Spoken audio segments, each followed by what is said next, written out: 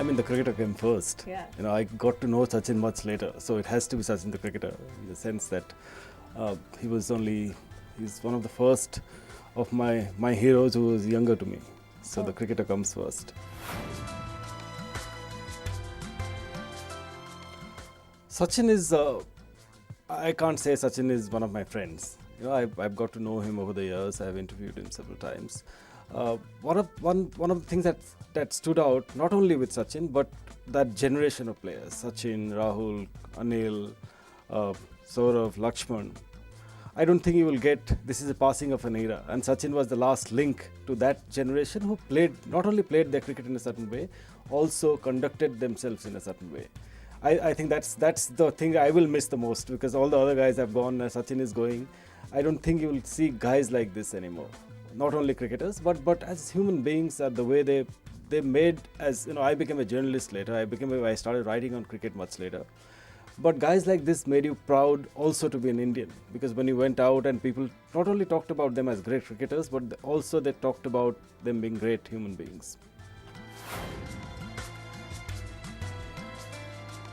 I don't think Sachin was a good captain. That's perhaps the most forgettable part of his career. I don't think he wanted desperately for India to win. I don't think there was anything lacking in terms of wanting India to do well. And he was too intense in that sense. But I don't think leadership came naturally to him.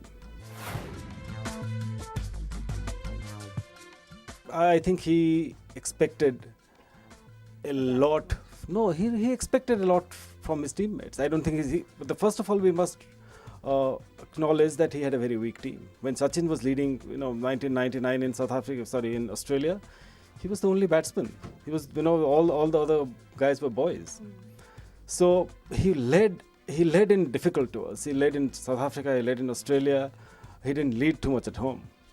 So, you have to balance that. Also with that, I don't think he was a natural sort of leader like Saurav was. Saurav was just outgoing, and leadership is not for everybody. And that's not a minus mark against Sachin. It's just not for everybody. And Sachin, you can't hold that against him. And he did what he did brilliantly.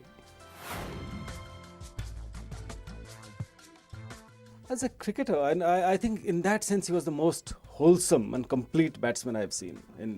I don't think he had a weakness in technique. He had no problem in adapting to conditions. He's perhaps the most, of all the batsmen I have seen.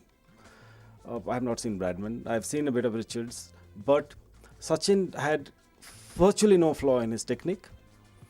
If there was any weakness at all, and I guess there were times he let the circumstances of the match situation get to him. His sometimes his fourth innings record or records in really big matches, or when India were chasing, is not as good as his record otherwise. So you could, but that's a marginal one, because cricket is not a game won by one man or one person. Well, there are a billion Indians, so it is the biggest, certainly, because there aren't. I don't know about Chinese people retiring, but of the spectator sports I have watched, I don't think there has been anything that is, because a lot of cricketers don't announce their retirement in advance.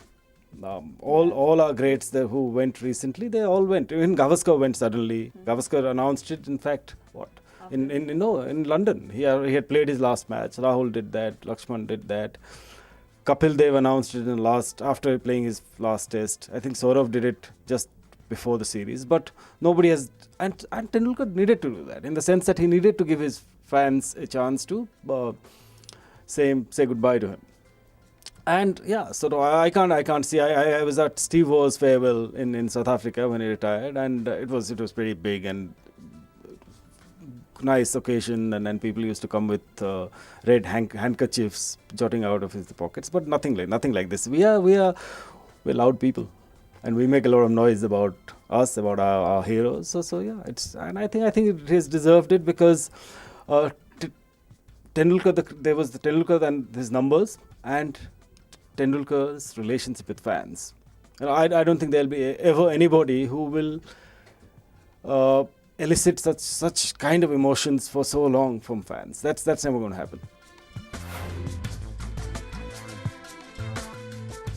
Cricketers or great cricketers always live in our memory. So they don't fade. As long as fans are alive, Tendulkar will stay. I don't think that hasn't happened to Bradman. Remains one of the biggest icons cricket has ever seen. I don't think cricket has seen a bigger icon than Tendulkar. I don't think it will, because the circumstances will never be the same as it was when Tendulkar came on the scene. So I there are no worries on that regard. The only thing I would wish from Tendulkar after he retires, I would want his voice to be heard for the good of cricket. I don't think that's.